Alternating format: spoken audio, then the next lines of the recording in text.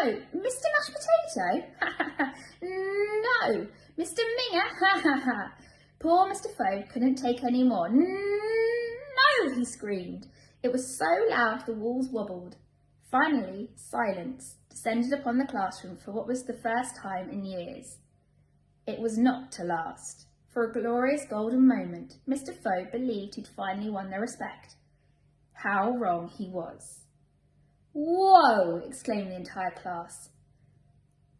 "Now, come on, settle down," he ordered.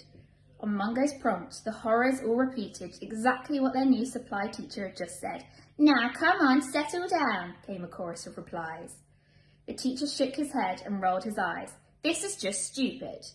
"This is just stupid. Stop repeating everything I say. Stop repeating everything I say. Right, that's it. I've had enough. Right, that's it. I've had enough." Mr. Phobe couldn't take any more. He closed his eyes. As soon as he did, he felt a tomato explode across his face. Whoosh! Ha ha ha! No one tell him it was me who threw it, hissed a voice. "Right you are, Doobie," came a reply. "Don't." Mr. Phobe opened his eyes and began to speak, slowly and softly. "I want to tell you kids something. I know it's not cool or trendy, but I became a teacher because I want to make the world a better place. You kids are the future. If I can make just one of you be the best you can be, then I can give myself a big pat on the back."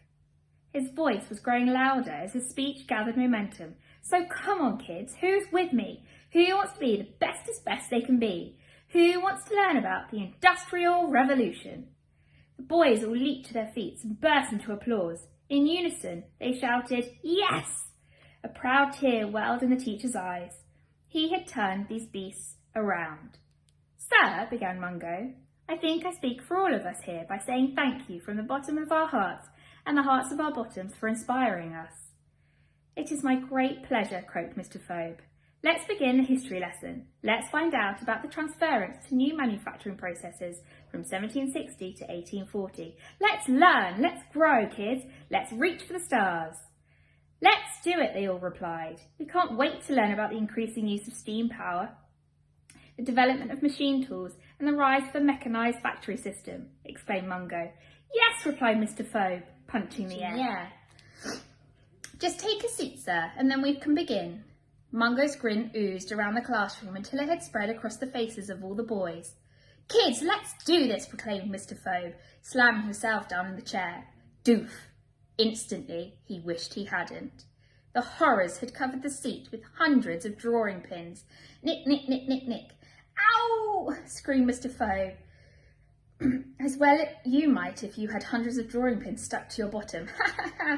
In desperation, the teacher began hopping around the classroom. Hip, hop, hippy, hippity, hop. That didn't work. Neither did jumping. Doing, doing, doing. Do not try this at home, at school, or anyone. No one likes a perforated bottom. Or even cartwheeling. Whoosh! All this achieved was to make the brutes howl even louder with laughter. "Ha ha ha! It feels like my body is on fire!" cried Mr. Phobe as he charged towards the classroom door. His foot became stuck in an old tin bucket, but he carried on regardless. Clitter, clatter, clotter. "Water, water!" he cried. As he hurried along the corridor, all the terrors followed. Clutching his bottom, Mr. Phobe found the nearest bathroom. He charged inside and found the closest cubicle. With no time to lose, the teacher lifted the seat and plunged his bottom into the bowl.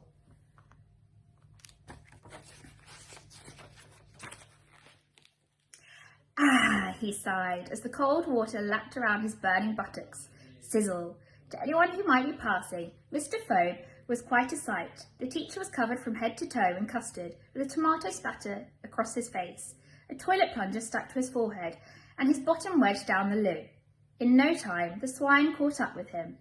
One by one, their nasty little faces appeared round the door. "Ha ha ha!" they all laughed. Mungo shook his head and took charge. "Quiet, boys," he ordered, and they were quiet. "Wonderful speech, Mrs. Fu." "Thank you," he muttered, trying to make the best of this most undignified position he had found himself in.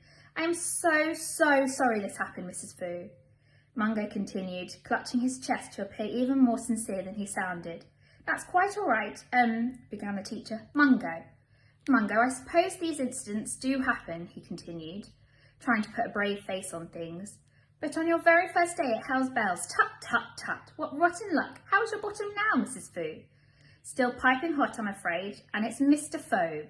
That's what I said, Mrs. Phobe, replied Mungo, smirking. Maybe you need some more cold water. Oh no, I don't think. Let me help, sir.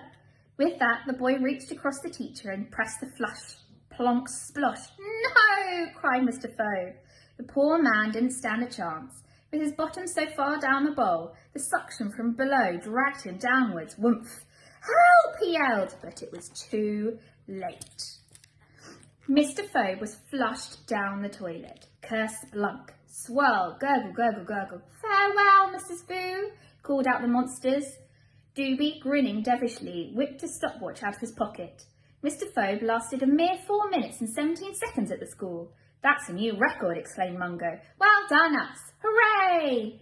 Meanwhile, Mr. Phobe was being sucked through a never-ending maze of pipes and tubes. Squish, squash, squeesh! Finally, with the toilet paper still stuck to his head, he found himself coming up for air. Gasp! It was then that Mr. Phobe realised the impossible. Things had taken a turn for the worse, the much worse. He was in a sewage plant. The teacher was swimming in a steaming pool of poo. Pongy wongy woo. No, he cried. From that fateful day forward, Mr. Phobe did everything he possibly could to avoid children at all costs. The safest way, he thought, was to become a headmaster. Then he could hide in his office all day, shuffling his paperwork and not meeting any little horrors. Little horrors just like you. So, if one day you see Mr. Phobe locking himself in a locker, or diving into a hedge, or furiously burying himself in the football pitch, please remember something. It's not his fault he's terrified of children. After all, Mr. Phobe had once been flushed down a toilet. Curse the blush.